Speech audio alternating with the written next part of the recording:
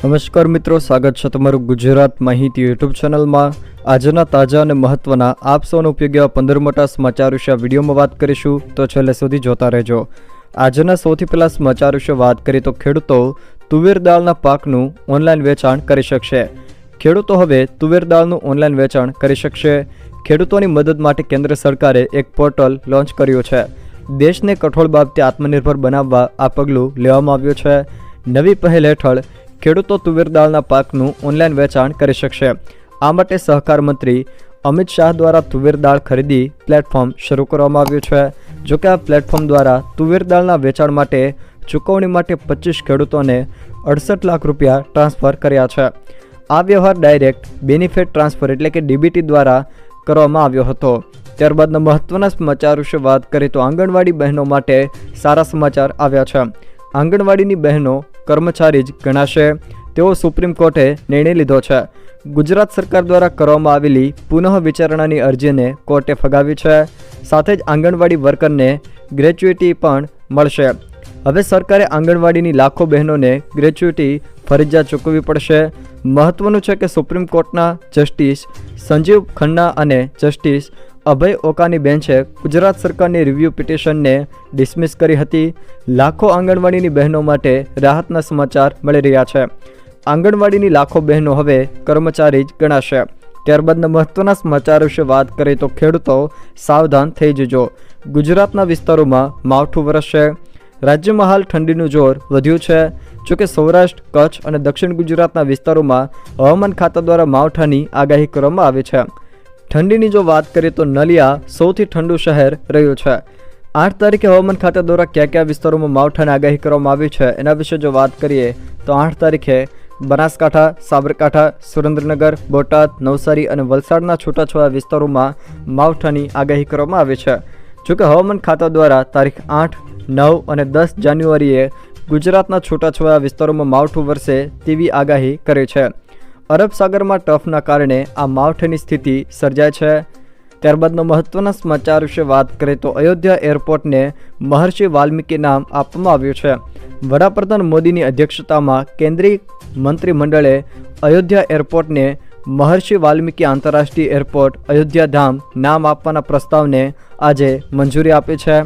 અયોધ્યાની આર્થિક ક્ષમતા અને વૈશ્વિક તીર્થ સ્થળ તરીકે તેના મહત્વને સમજવા માટે જરૂરી છે।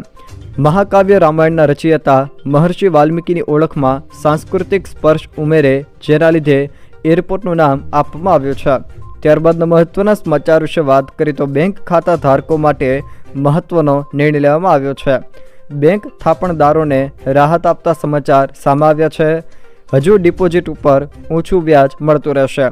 સ્ટેટ બેંક ઓફ ઇન્ડિયાએ ગત અઠવાડિયામાં અમુક નિયત સમયગાળાની થાપણો પરના વ્યાજ દરમાં 0.25 થી 0.50% સુધીનો વધારો જાહેર કર્યો છે। નાની બેંક એવી ડીસીબીએ 12 મહિના 1 દિવસ તથા 12 મહિના 10 દિવસની એફડી પરનું વ્યાજ 0.10% વધીને 7.85% કર્યો છે। જોકે કેન્દ્ર સરકારે 2000 રૂપિયાના દરની નોટો પાછી ખેંચવાનો નિર્ણય કર્યો છે। ત્યારે બેંકોમાં 2.5 લાખ કરોડની સરપ્લસ લિક્વિડિટી હતી, જે હવે 1.2 લાખ કરોડની ખાદ્ય ધરાવે છે। ત્યારબાદના મહત્વના સમાચાર વિશે વાત કરીએ તો કોરોનાનો કહેર જોવા મળ્યો છે। ગત 24 કલાકમાં કોરોનાના કારણે 12 લોકોના મૃત્યુ થયા છે। કોરોનાના કેસ સતત વધી રહ્યા છે। કોરોનાનું નવું વેરિયન્ટ JN.1 ઝડપથી ફેલાઈ રહ્યું છે। JN.1 કેસ વધીને 500થી પણ વધુ થઈ ગયા છે। છેલ્લા 24 કલાકમાં દેશમાં કોરોનાના 761 નવા કેસ નોંધાયા છે અને 12 લોકોના કોરોનાના કારણે મૃત્યુ પણ થયા છે।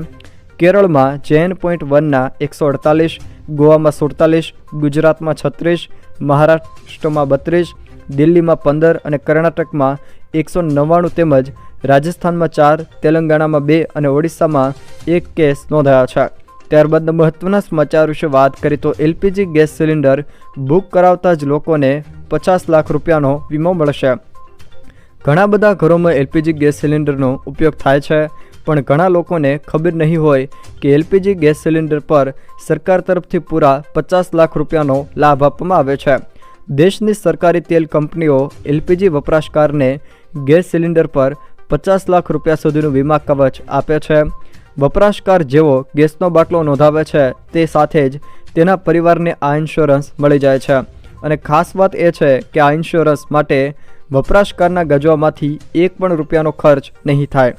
ઉલ્લેખનીય છે કે એલપીજી ઘણો જ્વલનશીલ હોય છે અને તેના કારણે દુર્ઘટનાઓનું જોખમ પણ રહે છે. ઘણીવાર બાટલો ફાટવાના કિસ્સા બનતા રહે છે. આવી ઘટનાઓમાં ભોગ બનનારને મદદના ભાગરૂપે સરકાર તરફથી આ વીમા કવચ અપાય છે. ગેસ સિલિન્ડર ફાટવા જેવા બનાવમાં થયેલા નુકસાનની ભરપાઈ કરાવવાનો અધિકાર વપરાશકાર પાસે હોય છે.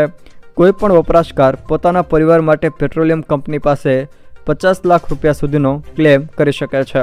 જોકે ઇન્સ્યોરન્સની કેટલીક શરતો પણ હોય છે. આ પ્રકારની ઘટનાઓમાં સરકાર તરફથી પ્રતિ સભ્ય 10 લાખ રૂપિયા સુધી મળે છે. આખા પરિવારને મહત્તમ 50 લાખ રૂપિયાની મર્યાદા રહે છે. જો માત્ર પ્રોપર્ટીને નુકસાન થાય તો તેવી સ્થિતિમાં 2 લાખ રૂપિયાનો ક્લેમ મળે છે. જો કોઈ વ્યક્તિનું મૃત્યુ થાય તો પર્સનલ એક્સિડન્ટ કવર રૂપે 6 લાખ રૂપિયા મળે છે. દુર્ઘટનામાં વ્યક્તિને ઈજા થાય તો પ્રતિ સભ્ય 2 લાખ રૂપિયા મળે છે. ત્યારબાદના મહત્વના સમાચાર વિશે વાત કરીએ તો રાજકોટના વાસીઓ સાવધાન થઈ જજો. રાજકોટ વિસ્તારમાં 40 દીપડાઓ.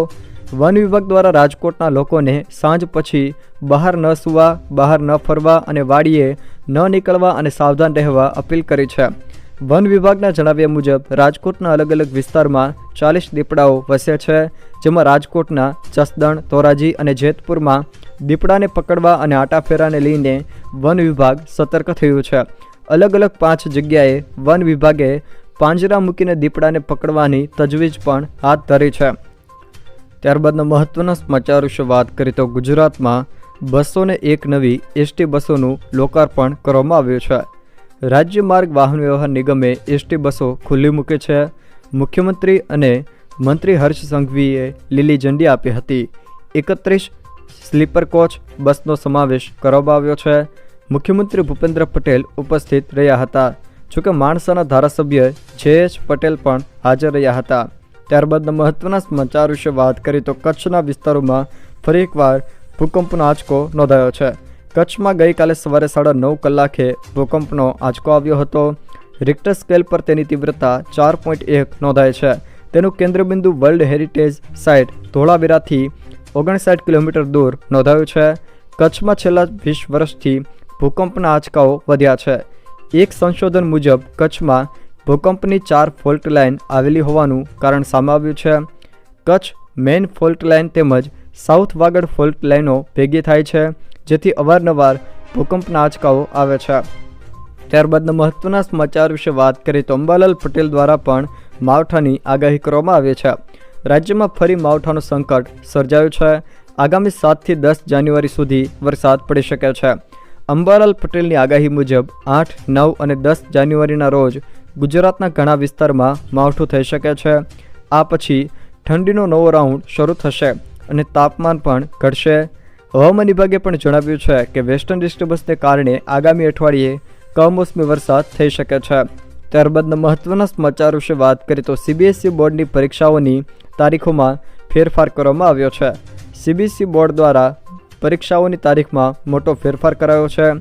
15 ફેબ્રુઆરીથી શરૂ થતી સીબીએસઈ ધોરણ 10 અને 12ના વિદ્યાર્થીઓ માટે સુધારેલી ડેટશીટ જાહેર થઈ છે. ધોરણ 10નું તિબેટિયન પેપર 4 માર્ચને બદલે 23 ફેબ્રુઆરીએ લેવાશે. ધોરણ 10નું રિટેલ પેપર 16 ફેબ્રુઆરીને બદલે 28 ફેબ્રુઆરીએ લેવાશે. ધોરણ 12નું ફેશન સ્ટડીઝનું પેપર 11 માર્ચને બદલે 21 માર્ચે લેવાશે. cbse.gov.in પર તે ચેક તમે કરી શકો છો. ત્યારબાદના મહત્વના સમાચાર વિશે વાત કરીએ તો ભાડા કરારનો ભંગ થાય તો ભાડુઆત કબજો ન કરી શકે. ગુજરાત હાઈકોર્ટ દ્વારા મોટો ચુકાદો આપવામાં આવ્યો છે. ભાડુઆતે મકાન પચાવતા હાઈકોર્ટમાં લેન્ડ ગ્રેબિંગની ફરિયાદ થઈ હતી. જોકે કોર્ટે તેને ઉધડો લીધો. તમે ક્યારેય મિલકતના માલિક ન બની શકો અને ભાડુઆત જ રહેશો તેવું તેમણે જણાવ્યું હતું. જોકે કોરોનામાં શરતોનો ભંગ થતાં ભાડુઆતે મિલકતનો કબજો લીધો હતો. ત્યારબાદ મહત્વના સમાચાર વિશે વાત કરીએ તો 7 જિલ્લામાંથી કોંગ્રેસની ભારત જોડો ન્યાય યાત્રા પસાર થશે.